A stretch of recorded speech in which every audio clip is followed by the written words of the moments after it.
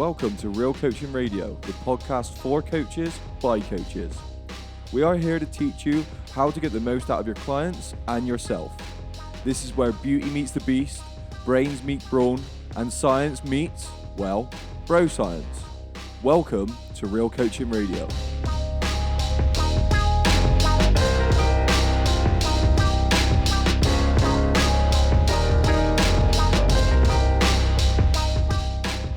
On today's episode of the podcast, me and Mark talk all things autoregulation.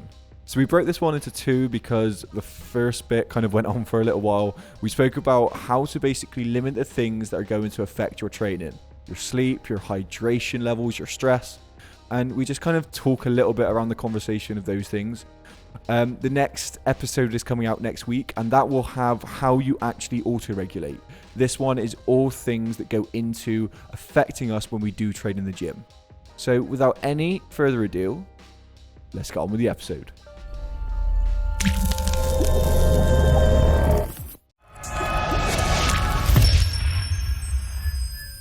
Now, first things first. So today's podcast, we're going to talk about autoregulation and how you can apply it to your own kind of, well, lifting and your life and everything that kind of goes around health and fitness, I guess. But first things first, Mark. When we talk about autoregulation, when you hear the word autoregulation, what do we mean? Generally, in its most simplest format, is we're talking about, if we were to think general population, we're probably talking about changing or adapting their training sessions based on potentially their feel throughout the day on a day-to-day basis, and probably looking at their individual physiology almost resetting every 24 hours, if you like, on this 24-hour clock, because as we'll get into, there's a lot of things that can impact your readiness to train. So it's essentially just assessing your readiness to train on a daily basis, and then training accordingly. Right. So when someone comes to you as a beginner, or when someone comes to you and you first start coaching them, is this a skill that obviously they're going to have to acquire, right? Because this isn't something that a lot of people know from the off, because at this point you've got to work out, when Mark says you look on a day-to-day basis and you say, right, how do I feel today? You got to kind of be honest with what type of person you are, right? Yeah, I think there are a lot of issues is the wrong word, but there are a lot of considerations when it comes to utilizing autoregulation. It is definitely a skill that requires mastering over time. So the more experienced you become within training, the more likely you are to correctly be able to implement autoregulation. Having said that, I do think it has a lot of good uses for beginners, which again is stuff that we can get into. But to truly, it's like anything, isn't it? Like, to truly master the art of it, then you gotta be exposed to having time doing it. Yeah. So where autoregulation then, what's the easiest way for people to start, and how do people kind of understand? So when I want to implement autoregulation into my training, is this a way of basically me going in session by session and just saying, right, how do I feel today? And the rest of my session's going to be planned out like that? Or do I have this planned session either given to me by a coach or like written out, and I come to the day and I've got to do it, but my body and I feel like I can't really do that session, but I've got this session planned out? Like, what should take priority there? Or how do I go about juggling autoregulation and kind of the program that I've got in front of me? Yeah. So I do think it's probably much like most things in the fitness industry.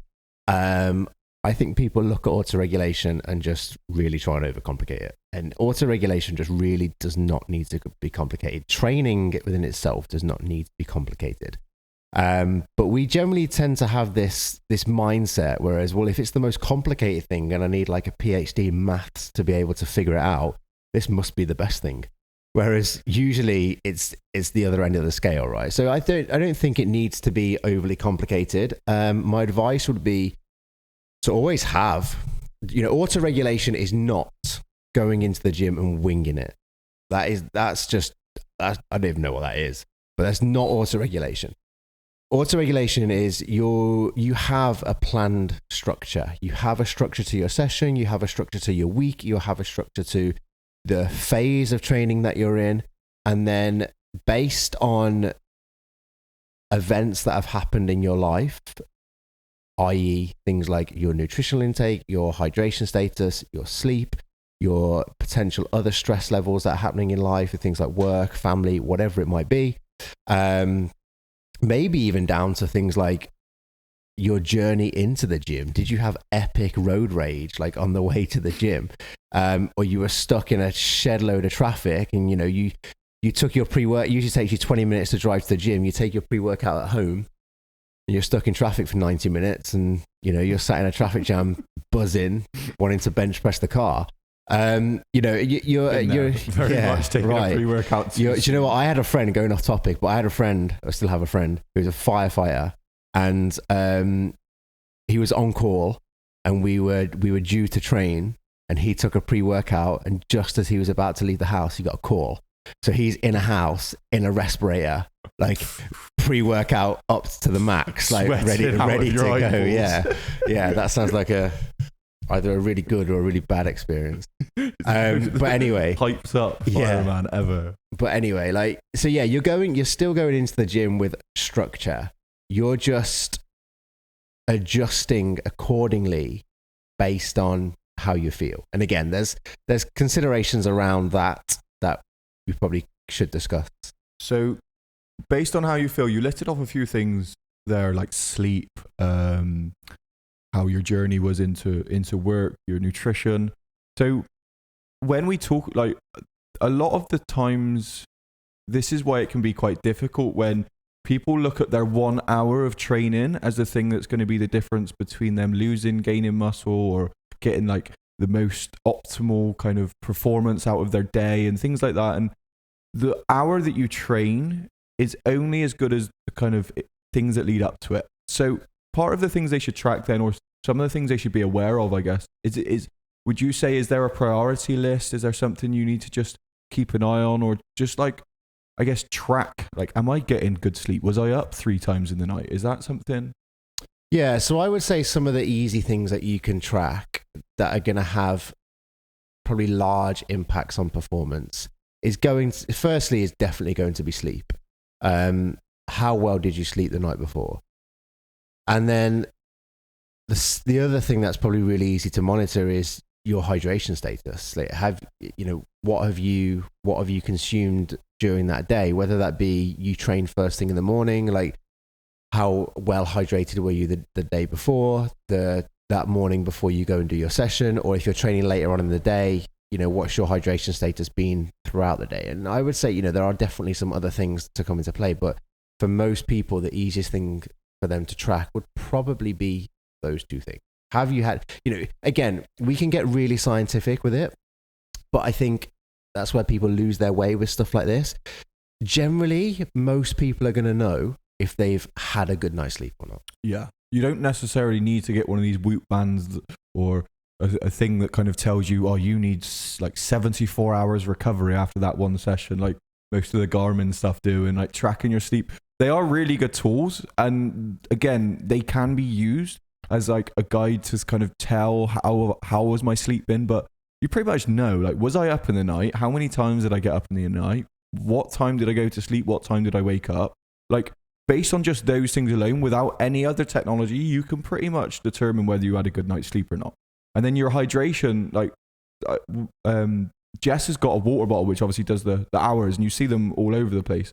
And like, that could just be a really good place to start. Like you said it before, when you've got a water bottle which is not see-through, it's hard for you to kind of tell, am I drinking enough water or not? Yeah, so I actually dread to think how much money I spent on water bottles and not used any of them. Like, the best, my hydration level is at its best is if I literally go to Tesco and buy a large bottle of water, like a 2 litre bottle of water that probably costs 79p, and then continue to fill it up throughout the day.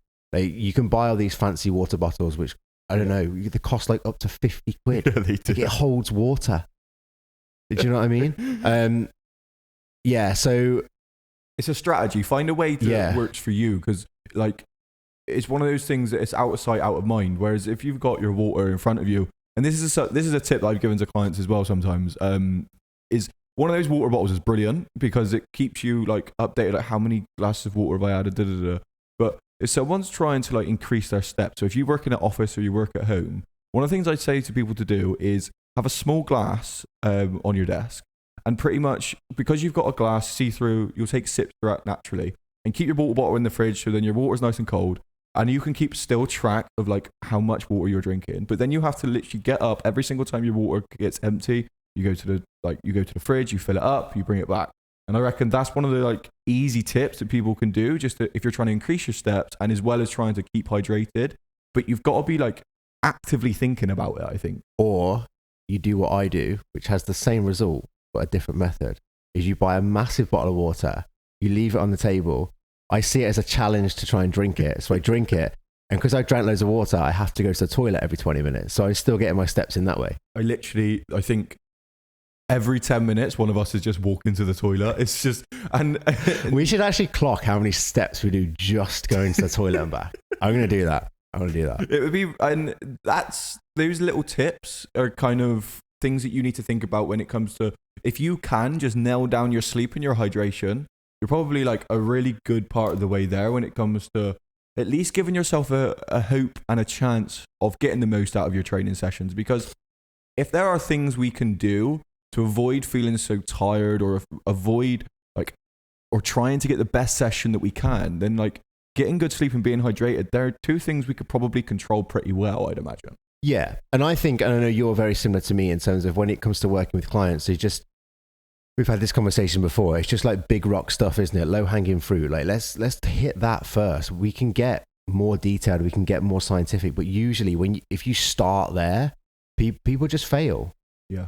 And that's why probably the basics and not going way too deep on this topic of autoregulation, because I've listened to like multiple things on autoregulation, and sometimes I could even get lost about it because they go like way into the weeds with it. I think you can obviously get really deep, and it is cool to go deep. But I think for the general population, you know, in my mind, I'm always with stuff like podcasts and social media type work, becomes different when you're working individually one-to-one with somebody, because you are working individually one-to-one with somebody. But when it comes to things like this platform, like podcast, social media, I think the aim for me personally is to try and help, you know, and get most of the people most of the way, most of the time, because then you have an impact on the most people possible and help the most people possible. And that's the thing, like there's a pocket of people who are fitness fanatic, and you guys probably do want to go and listen to a podcast which is really quite deep on the weeds and stuff like that. But when we come to talking about dealing with people, like we've said it in a podcast before, Mark said it, like think coach, speak client. And if you're a coach and you're kind of you're watching or you're listening to this, think about that. Like think the things we're telling you now, how can you implement that onto yourselves, but then your client? And if you are someone who's just listening, who isn't a coach, who's just trying to improve their own training and trying to like find their way on this journey of health and fitness, whatever that means, then start to think of how you can like approach this into your life. So straight away you have two things. I can nail my sleep and I can nail my hydration. So sleep wise, obviously recommends 7 to 9 hours. Yeah, but again, like even with that, like I think for some people that's potentially still unachievable. Yeah. 6.5 is my sweet spot. Yeah, I mean, I know I don't sleep that anywhere near that. I think, you know, if people have got a family and people have got a busy lifestyle and people have got jobs and stuff, like sleep is one thing to try and easily correct. But I do think that on the other hand, like it is quite difficult it's quite a big step for some people to try and change. And I'm always the opposite when it comes to people say like have a morning routine, and like I think morning routines are really quite difficult to achieve because based on how you feel that morning and the stresses that happen. Like you've got kids, like you wake up and Kobe's like growing crazy first thing in the morning. Like if you imagine you having to have a morning routine. Do you know what I mean? Like I can't get up and do 20 minutes of meditation and drink my herbal tea but what you can do is set your environment up for when you do go to bed to get like the most optimal sleep. And it is little things like, so me, for example, like we joked the other day, but when I constantly work on my laptop or if I get home and I'm going to watch TV or something, I have blue light blocking glasses. I put them on. I look like a dork. It's great. But doing things like that and putting them on when I get home, like I start to kind of limit the kind of blue light that's coming in. I start to maybe try and put my phone on charge so I don't see it as much. And like, I'm trying to do that anyway because I'll end up texting back and forth with clients till 9 o'clock at night. So I say like, after I have my dinner, my phone kind of goes on charge and it's out of the way and I try not to look at it as much as I can. And then reading before bed is something that I do because the lights will be dim, I'm reading, and that normally sends me to sleep pretty well. But setting your environment up to have like a room which suits you best. Like for me, I like sleeping in a cold room more than anything. Yeah. And then setting like myself up so there isn't any light coming into the room. I know people are different and find what works best for you, but trying to wind yourself down and get into like the best way for you to be able to get to sleep gives you probably the best chance when you do wake up and you do have a hectic morning. Like that's it, isn't it? It's just giving yourself the best opportunity. And there's managing that. And then water, 2 to 3 liters. Yeah, I would say as a minimum, to be fair. Yeah. And then if you train, you're probably going to drink more than that anyway throughout your workout. It's probably a bit much for some people, but I know that like I feel wicked if I'm close to like 6 liters a day. Jesus. Yeah. That's me as an individual, but I feel mint if I nail that much water. And we're talking about water as well. We're not talking about like, if you think, oh, well, I had a liter of water, but I had like 6 cups of coffee. Like coffee will probably dehydrate you a little bit more than anything. So. Yeah, but and I also think that like if you're in a position where you need to count the amount of water in your cup of coffee towards your total water intake, like you probably just need to already up your total water intake. Yeah, you're not drinking enough. Like, but again, that points to how people focus on the wrong things, and it's just like straight away, if you can take from this, is like, right, I just need to track my water, and that can be, I'll give you squash. That's like the limit I'll give you. You can have squash. Like anything above that is don't count. All right, so you can't have your energy drinks, you can't have your coffees. Does the water that I use to brush my teeth count? Yeah, right. Grapes have some water content, right? So, but actual water. So try and get a strategy for that and try and get a strategy for sleep. So those are 2 things to monitor. Is there anything else that's probably, I mean, stress is a really hard one to limit, right? Because I think the thing is that, I'm not saying it's bad, but like there are loads of advocates of people just like, oh, do like meditative stuff and all this breathing work and all this, and I get it, I absolutely get it, but but there's people who have a lifestyle that just doesn't. I genuinely don't have 20 minutes to sit and do some of that sort of stuff because I just have so much other stuff going on.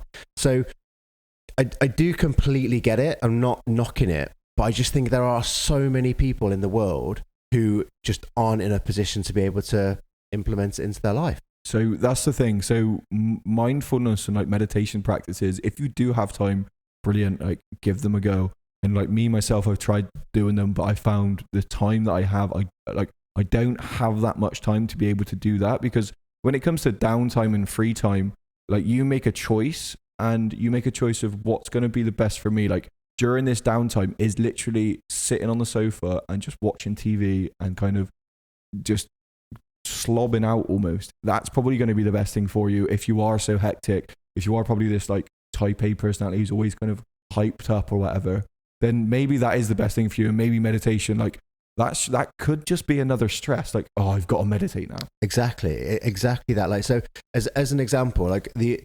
I was to do anything like that, I have 2 options literally to fit it into my day. And my options are I either go and do it, and then the limited amount of time that Kate and I get together becomes even shorter because I'm sat in the bedroom in some lotus position, or like I'm sat on the sofa. Great for hip mobility, Mike. Yeah, or I'm sat on the sofa with with her chilling out. Yeah. And it's kind of like, that is... I know which one I'm choosing. Exactly, but that is some kind of form of mindfulness. That is some kind of form of self-care as such. Yeah, exactly. And limiting stress, because that definitely does limit stress when you spend time with loved ones, when you spend time with people you want to. Yeah, so it's probably, I guess, like people have this view of meditation being what I just described, but I guess it could be individualized in terms of whatever helps you de-stress almost. And that's a good conversation can help with this, and being self-aware enough to know, like, how can I limit my stresses? And it doesn't mean you remove the stresses from your life, because that's almost impossible for all of us. It's how do I limit the effect that they have on me? And that's where, like, for me, self-awareness comes in, and having the conversations and talking to people. Like, one of the things that I've read before is people need to be able to think. And some people find it really difficult to think within their own head, so they need to talk. And talking their thoughts gives them the ability to think, and helps them de-stress, and helps kind of unmuddy the water a little bit. So try and work out, like, is maybe when I come into the gym, or maybe when I'm on the way to the gym, like, do I call my partner? Do I call my friends? Do I moan about, like, how shit my boss is? Do I moan about, like, how annoying it is that I've got to take my kids to 4 different dance practices? Like, and start to get rid of some of this stress externally. And it's not a case of offloading onto people, because, like, that is just genuinely moaning. Like, what you're doing there is moaning, and moaning for me, like, in a good, it can be really healthy, and that can be the way that you help de-stress. So, like, when it comes to stresses, find what works for you, I guess, and try to implement that. And you can play around. If you want to meditate and work on your hip mobility at the same time, do that. If you want to go for a walk with your dog or with your partner and have good conversations, or even, like, take your kid in his pram on a walk, those things are going to be the thing that helps you de-stress, that you probably don't realize. So, like, don't think that you have to go, right, well, that's it, I've got to now become a yogi. You don't. Like, doing the things you probably already do to limit stress is good. Just start to pay attention to them, so then when you do become more stressed out, you can actually go, all right, well, now maybe it's a good time that I go for a quick 10-minute walk. Yep. Stress, water, sleep. What else, Mark?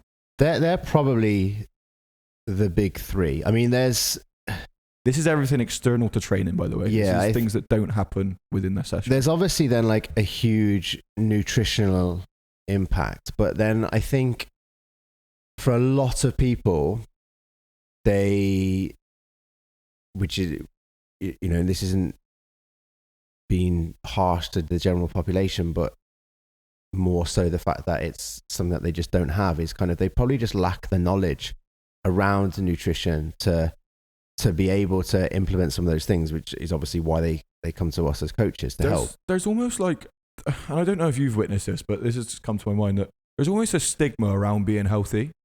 Like, is in the sense of, not a stigma, but there's almost like a divide of people that are, like, so far away from the knowledge of it that they kind of, oh, you're one of those. Oh, you go to the gym, like, you're really into your health and fitness. Oh, you don't do that. And you kind of get, like, tarnished with this brush of, like, oh, you want to look after yourself. Like, that's a bit weird. Have you ever, like, witnessed that? Oh, massively, mate. Like, I witness it a lot, and it used to really bother me. Now it's just like, I really don't care. I witness it a lot if I go on holiday. Yes. Because, like, you're by the pool. Yeah. In just a pair of shorts, you look a little bit different to everybody else by the pool. Jacked and shredded. Yeah. And you're sat there, like, eating an ice cream, and people are just like, oh, you shouldn't be eating that. Are you allowed to do that? Well, actually, like, I'm probably the only one here that should be eating this. Like, do you know what I mean? Like, by my program. No, but this is when I've been on holiday before, like, you have, like, the pool entertainment people. Yeah. And they, like, call you out of it. Yeah. Have you ever had that? Mate. So the amount of times, like, people try and get me to do stuff, I'm just like, it's the same. No. I just have this face that says basically fuck off. Like, just, no, I'm not getting, I'm not getting involved, like, especially things like water polo. Like, I'm not getting involved because I don't want to be involved. And B, like, I'm so competitive, someone's probably going to drown. I will put an elbow in your neck. Like, do you know what I mean? Like, I'm going to win. Yeah, and on a family holiday, a 12-year-old is not going to get down very well. Adult-only hotels from now on. So the reason I've mentioned that is because when it comes to you making the decisions that are like best for you, and I suppose making the nutritional like decisions that are best for you, I've always had people like, oh, like protein, like you're having a protein shake and things like this, and like I think it's now starting to change away from it being a cult of bodybuilders and like strong men that only do these things to now being general public who now have more information and are starting to realize that it can be more readily available to everyone and to use it for the benefits that it gives you, not just because like, oh, I want to be a jacked, shredded bodybuilder. Like that's not everyone's goals. That doesn't have to be your goals. And that isn't the only reason you should get your nutrition in check, your training in check. Like because you want to be healthy, you want to live a long time, you want to be able to run around with your kids, you want to make it to your daughter's wedding. Like those are very more important reasons than just wanting to look a certain way. That's got to be the goal, isn't it? So when it comes to then auto-regulation, we've got the things that you need to be aware of: your stress, your water, your sleep. Nutrition does play an aspect. Like, would you just say like you could try to kind of put your meals around your training a little bit, try to eat enough? I mean, like, then it's all goal dependent, I suppose. Yeah, that is goal dependent. And again, it's kind of, I have this conversation with clients that I start working with, because especially when it comes to nutrition and even with training, but especially when it comes to nutrition, clients, let's think about why, if you're a coach, why people are coming to you. They're coming to you because they need some help. They're unsure of what they're doing. They have trust in you. They see that you're able to provide them with some value and to be able to get them towards where they want to get them. And I often get a lot of people who are in a situation where, when we do a consultation, that kind of stuff, we're in this situation where their diet is just, it's out of the window. Like they're not eating anywhere near enough vegetables. We've had this conversation before. Like they're not eating anywhere near enough vegetables. They're not hydrated enough, like we've just spoken about. They're probably not consuming enough protein. It's so far away from where it needs to be. But then they come with questions around like, what time should I eat? Or what should I eat around training? And the reality is, for most of the people, like, it doesn't matter. There are bigger things that we need to fix. But before we start fixing, you need to, especially if you're an endurance athlete who is training for an ultra marathon and you're putting down like 3-hour sessions, yes, that's important. If you're Sally who works in a coffee shop and works part-time and just studies for the rest of their life, like, and only trains for 45 minutes 3 times a week, there's bigger things we need to fix. Yeah. And I think a lot of that comes down to people's mindset on, it's a lot easier to kind of fix the world than it is to fix yourself. And I think those things of going like way too into the weeds of things and like trying to like, no, but what's the, I think it's partly looking for the magic pill. Yeah, it's exactly that, mate, isn't it? And it's easier to look for that than to go with like, oh, actually there's probably a bigger problem here that I need to address. People are just like, oh, I think the thing that's missing is just like, I'm eating at the wrong times around training. Like, I'm not taking this supplement, I'm not doing, I'm doing 4 sets instead of 4 1/4 sets. Yeah. I'm just like, no, those things are not the problem. And people kind of get confused. Like, this is something where when it comes to your own training and like understanding where you are, that's why I said like auto-regulation can almost be switched out with the word self-awareness in my opinion, because it is pretty much, you have to be extremely self-aware of yourself, your environment and everything going on, and try not to get dragged into like what someone else is doing, because I think that runs a lot of it as well. Is like, you see something on social media, or like Sally's mate John is an ultra marathon runner, and like, but she can't run because she got bad knees, but she wants to do what John does. And it's not ever going to be that simple. And like you, for example, so you handle volume really well when it comes to your training. Yeah. I'm currently going through like a bit of a deload week, a bit of a recovery week, because my body probably needs it and I haven't had one for like 7 to 8 weeks. And if I just kind of, and a bit of me yesterday was like, yeah, but Mark ain't gone through a recovery week for a while. Like, I might not go through a recovery week. And I had that yesterday, and I'm like, and I was on the phone to my partner, and I was saying, yeah, I could probably train tomorrow properly. Like, I feel fine. But it's that thing of like, just stick your own path out. Like, I know, and like, we all fall into it. It's 100%. Stick your own path. 100%. Yeah. How do we help Sally then? How do we get Sally to understand what is autoregulation? What should she's focused on these big rocks. She's come into her training, and like, she's come into her session. Like, now, what is autoregulation in this sense? We've got what we need to pay attention to, but what does that affect? So like, what does my sleep affect? What does like making sure I'm less stressed? When I come into my sessions, I have this word autoregulation. Like, how do I apply it? What do I do? Yeah. So like and again, it's kind of common sense stuff, really. It's sort of, if you've had, let's kind of like go extreme examples here. Like, if you've had a terrible night's sleep, the day before all you consumed was like a packet of crisps and a Mars bar because you were so busy. You drank 4 cups of coffee and there was no other water that went into your body. And then you couple that with this terrible night's sleep. And then the following day, you've got this mega tough lower body session where you're in like the peak week of training. And you got to go in and just like hit PBs and all sorts of stuff. Like, the reality is, it's probably not going to happen, is it? So there is a question around, you got 2 options, haven't you? You go in and you try, or you take a slightly more maybe sensible approach, for lack of a better term, and you say, right, well, I could either do the same amount of sets and I could just do a little bit less weight, or I could do the same amount of weight and I could do slightly less reps, I could do slightly less sets, but one way, or I could miss out this last little component. One way or another, you are changing, adopting and adjusting your training program almost based off the events that have happened within your life within the last 24 hours, as an example. The best way to think about kind of where you are, because this is the David Goggins approach. I showed you that Jocko Willink yesterday. Yeah. Gets up at 4:30 every morning.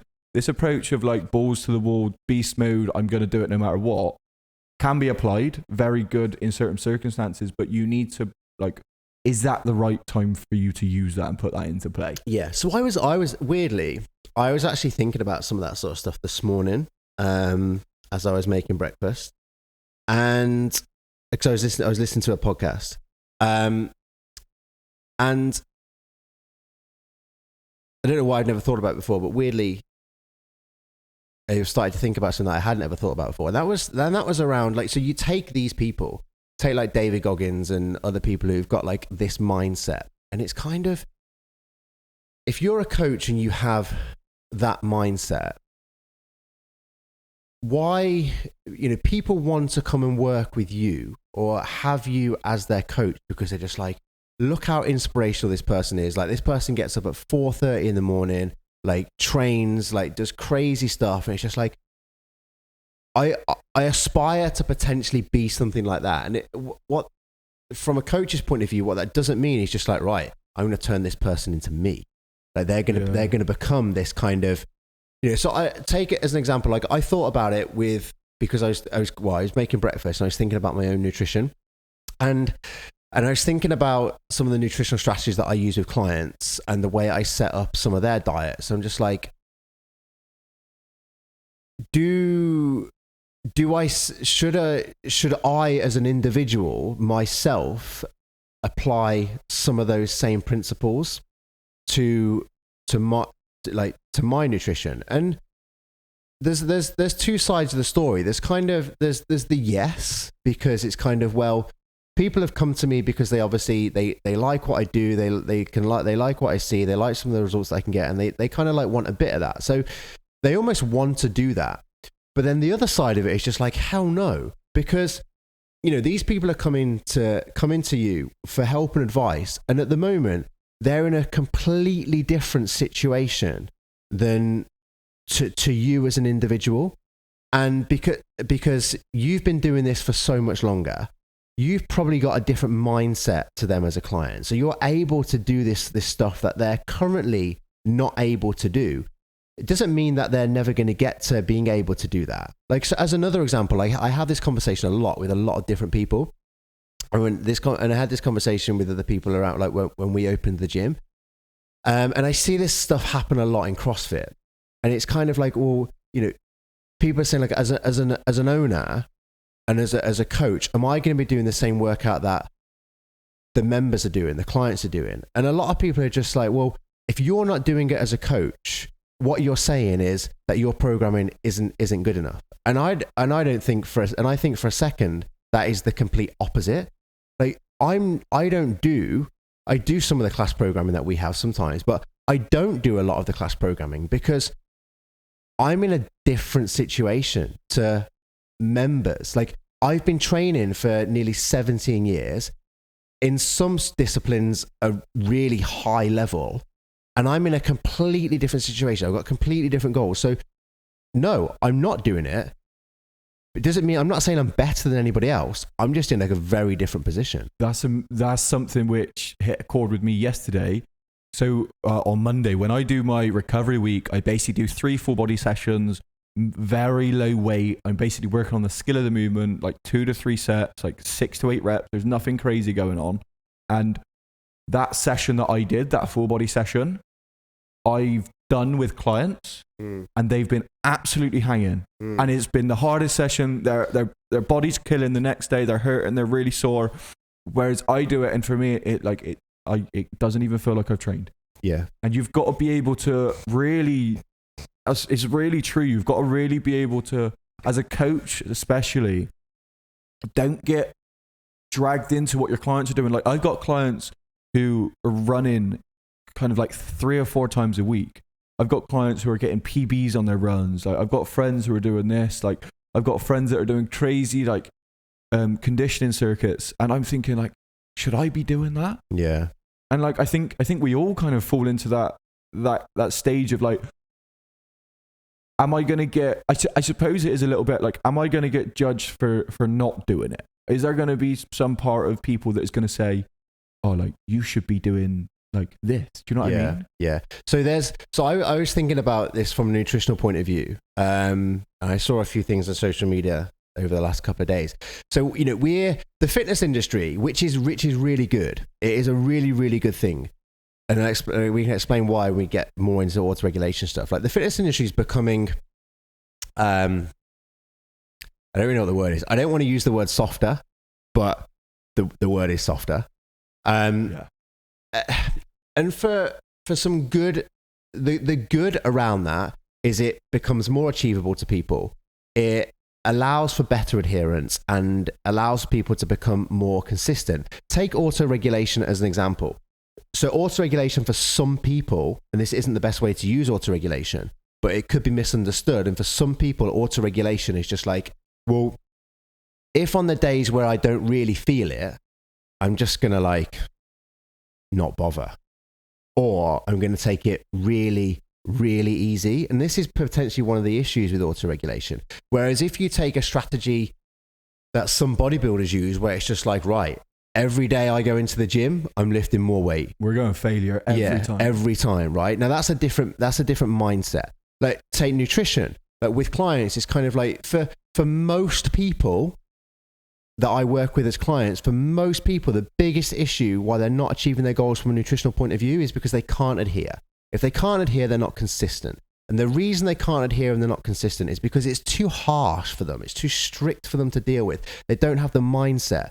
Whereas, if I was to go home this evening and my dinner was 150 to 200 grams of chicken and 5 rice cakes, like, don't care. Yeah. I'll eat it. Yep. Don't care. I have this conversation with Kate all the time. She's just like, what do you want for dinner tomorrow? I'm just like, same as I just said. Yeah. She's like, but you had that the day before as well. I'm just like, don't care. Don't care. And then she looks at me just like, or she'll make me something. She's like, do you want sauce with this? I'm just like, no. Like, I eat it like that. I don't care. But that's the job of a coach, is to bring the people that don't want to do what necessarily you're willing to do or what their idols are willing to do, and to at least put them on that road that's going to head towards that destination. And that may be a different route than this person's taken. That may not be such a direct route. That may not be such a quick route to get them to that place. Yeah. But we have to find the map that's going to get this specific person to their specific goal. Yeah. And it is getting a lot softer, but I feel like I feel like there is a bit of a divide, I feel like, in kind of fitness and stuff like that. And like hardcore bodybuilders have it like, if your like quads are not like 55 inches or something, then you are not gonna become anything. You're yeah, let's all measure our quads. If you aren't going to be a hardcore bodybuilder, if you're not gonna go to failure, then like there's no point you being in this. You can't call yourself a fitness fanatic or whatever. Well, this bracket of like health and fitness like is so big. I mean, you get people who dress up in Lycra and go ride their bike on a Sunday, right? Yeah. And if you put them in I actually might get into some of that, you know. I quite like riding a bike. So I'm looking for a new host to help me on the podcast. I probably had to rock a bit of Lycra. They call them mammals, don't they? Middle-aged men in Lycra. I am a middle-aged man. So if you put someone who is a cyclist and enjoys it and put them in the same room as a bodybuilder, they are at completely two different ends of the spectrum, but they are both in this bracket of health and fitness. And I think the fact that it's getting softer is a really good thing, because it starts to bring people from all over the world, really, all over the different places. Like people that never thought they'd step foot in a gym are now coming to a gym and realizing that there's benefits for it. And the benefits aren't to basically look a certain way, or you don't have to be a certain type of person to get benefits out of it. Like you can be whatever. The job of a coach is to help give that soft approach, I guess. Yeah, and you know, and I do agree that it has been great to get more people training, because it's just like, right, well, now you're training, like now I can toughen you up. Yeah. Like, do you know what I mean? But it makes you more resilient. You said it before. 100%. And it starts to like, you see like the cheesy memes on Instagram, and it's like, all of the weights I've lifted is like prepared me for life and things like that. And there is some truth to that, to be honest with you. Like it is funny because like it's like you're just squatting, mate, but like there is some truth to that. Like you do have to put some work in and some effort into the gym to get some results, or to at least be better than you were yesterday. And that can be applied to a lot of people in their day-to-day life. Yeah, absolutely. And also, like, again, like not just talking about bodybuilders, but if you take a real good level bodybuilder and you're just like, I guess it depends on a few other things, really. But like, you know, I have a huge amount of respect for these people, because just like, yeah, like just straight off the bat, first impression, I know that you got a huge amount of discipline. Yeah. Otherwise, you just wouldn't look like that. And if you've ever tried to go like single digit body fat percentages as a man, and probably like late teens as a woman, I guess you could say, like in your 17-18% as a woman, you know how difficult it is to get that lean and to stay that lean. And understand that like bodybuilders who are that lean, like if you go onto some of these hardcore forums, like some of the things they're taking to be that lean all year round, like it is not sustainable. It's not something that you can all acquire, but the dedication that goes into that, like it's extreme. Like we talk about JP all the time. Yeah. And the dedication that man has, it's fucking different level. Really, it's fucking ridiculous. Yeah. Like, but that's just like led me down something that I speak with some clients about. Not so much anymore, actually, but like I've had a few clients in the past where they're just like, well, I want to look like this, and they show me a picture of either some sort of physique athlete or bodybuilding athlete, and they're quite away from that, and they're just like, I want to look like this. Can you help? Like, so I need some help with my nutrition and stuff, but I want to look like that, but I don't want to be hungry. It's like, well, yeah, good luck with that. Nope. Be realistic. I think one of the biggest misconceptions around getting lean is just like people think you can do it without experiencing hunger. Like, not a chance. Your body has like self-defense mechanisms that kicks in, which makes you hungry. You're going to be like, its number one priority is like survive. Like, you ain't getting that lean without being hungry. And how lean you want to get, it's just a question of how hungry are you willing to be. And the thing is, like, you always have to ask yourself when you come into this, like, and you're looking, I know we've gone way off topic, but I was just about to say, we've like gone off on a tangent. We'll keep going with it, it's fine. If you do want to get that lean, like, are you able to sustain that level of leanness? Because you are, a lot of people just aren't. Yeah, you just pulled it back. Sustainability, autoregulation could be good for being able to sustain a training level.